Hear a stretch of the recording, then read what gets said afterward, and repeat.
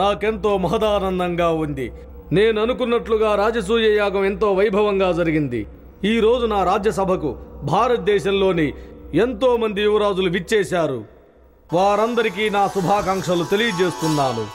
ఈ రోజు స్వయంవరంలో నా కుమార్తె తనకు తగిన వరుణ్ణి ఎంచుకుంటుంది. అందరూ సిద్ధంగా ఉండండి. సంయుక్త వేంచేయుచున్నది.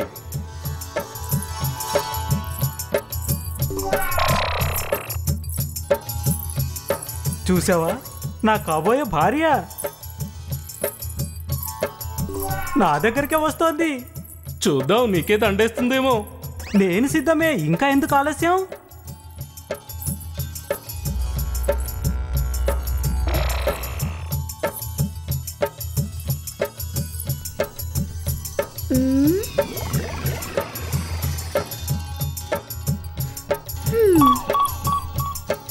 యువరాణి, ఇటు చూడు. నీకాయన తప్పకుండా నచ్చుతాడు. కుంకార్ సింగ్, ముందు నాకు విషయం చెప్పు. నీకు దండేస్తుందని చెప్పావు కదా, మరి ఎందుకు అందరి వంక చూస్తోంది? ఓరి మూర్ఖుడా, ఆ పూలదండ తను ఖచ్చితంగా నా మెడలోనే వేస్తుంది. నీకిది కూడా తెలీదా? యువరాణి సంయుక్త అందరి వంక మర్యాద పూర్వకంగా అలా చూస్తుంది, అంతే. అతని గురించి నీ ఉద్దేశం ఏమిటి?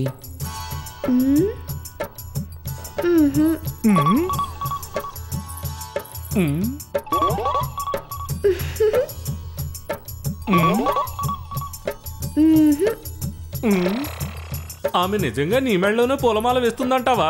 పూలదండ ఇంకా తన చేతిలోనే ఉంది. మెల్లగా నడుచుకుంటూ వచ్చి నా మెడలోనే వేస్తుంది. అర్థమైందా? నీ బుర్రకెక్కిందా? లేదు. అయితే వేచి చూడు, నా దగ్గరికే వస్తుంది.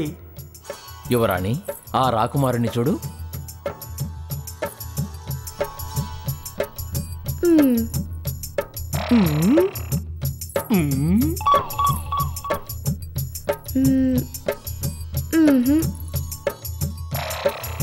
ఇంతమందిలో నీకెవరూ నచ్చలేదా?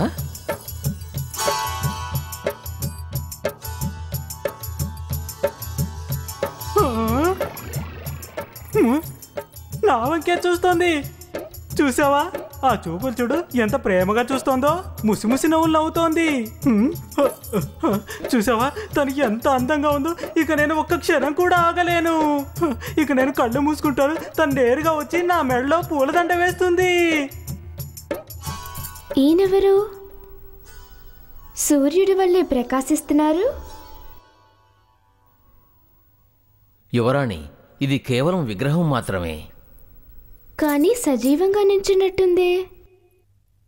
ఎవరి సుందరాంగుడు చెప్పండి? నీ కాబోయే భర్త. ఈయన సాహసవంతుడు, అందగాడు అయిన పృథ్వీరాజ్ చౌహాన్. అతని ధైర్య సాహసాల గురించి భారతదేశంలో ప్రజలు గొప్పగా చెప్పుకుంటారు. గజనీ పాలకుడికి ఈయనంటే సింహస్వప్నం. నాకు నచ్చిన వరుడు ఈయనే. మిత్రమా, తన శిల్పానికి దండ వేసేసింది. ఏంటి ఇది? అవమానం. ఇది మహారాజులందరికీ అవమానం. సిగ్గుచేటు. ఇది చాలా అవమానం. మహారాజా